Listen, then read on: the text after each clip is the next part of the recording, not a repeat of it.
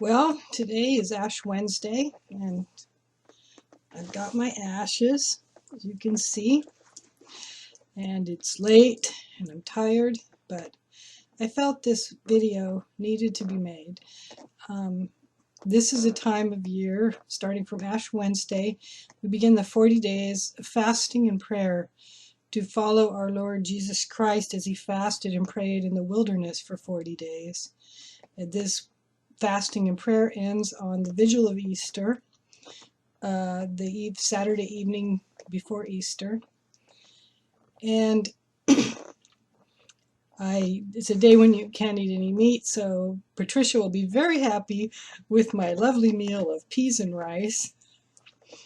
And the reason I want to make this video is because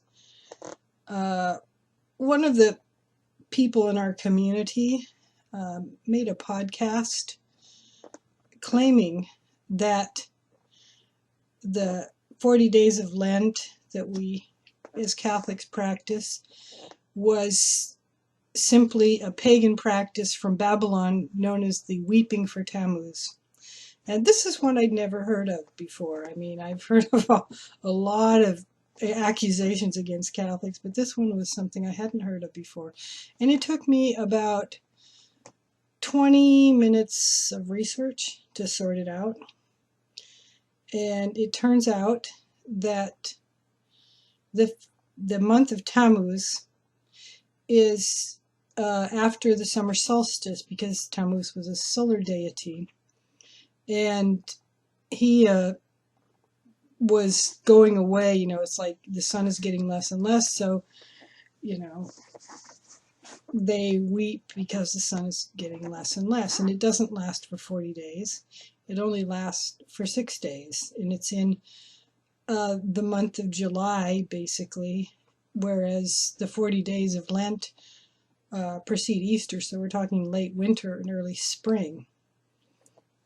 Also, he said that they mark the ashes. Now, it's supposed to be a T, I guess, is what he says.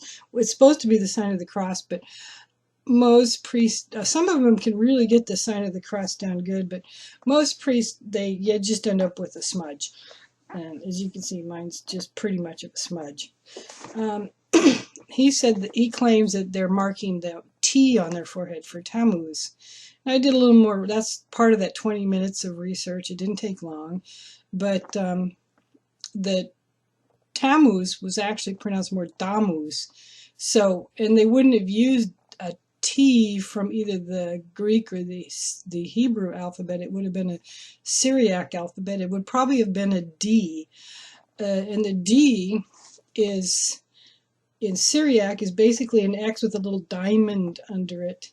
And even if, you want to go as far as saying, no, it has to be a T.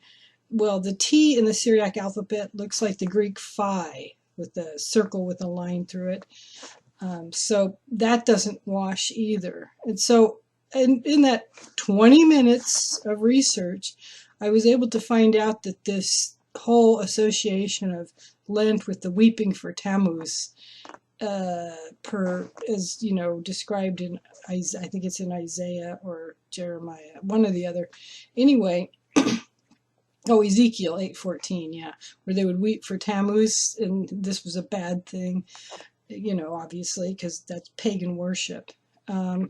It turns out that whole association was a whole cloth invention by a Reverend Hislop in the late to mid 1800s, in a book known as The Two Babylons, which was a rabidly anti-Catholic hit piece. And it was just a complete work of fiction that even the Jehovah's Witnesses, who used it for a while because they're rabidly anti-Catholic as well, decided it was just too implausible even for them. And no Bible historian or Bible scholar refers to this book as anything but a complete fabrication from beginning to end. And so for somebody to use this loose association to accuse Catholics of pagan worship simply because they want to follow Christ in his 40 days of fasting and prayer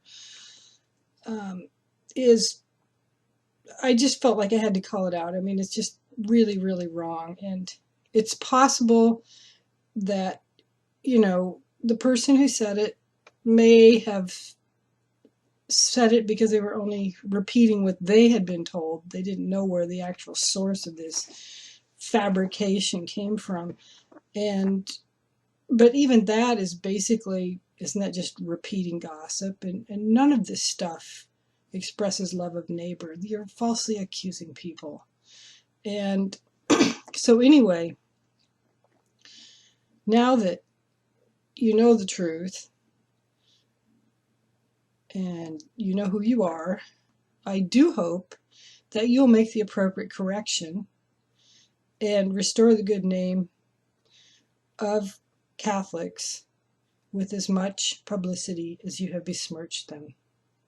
Thank you. That is all.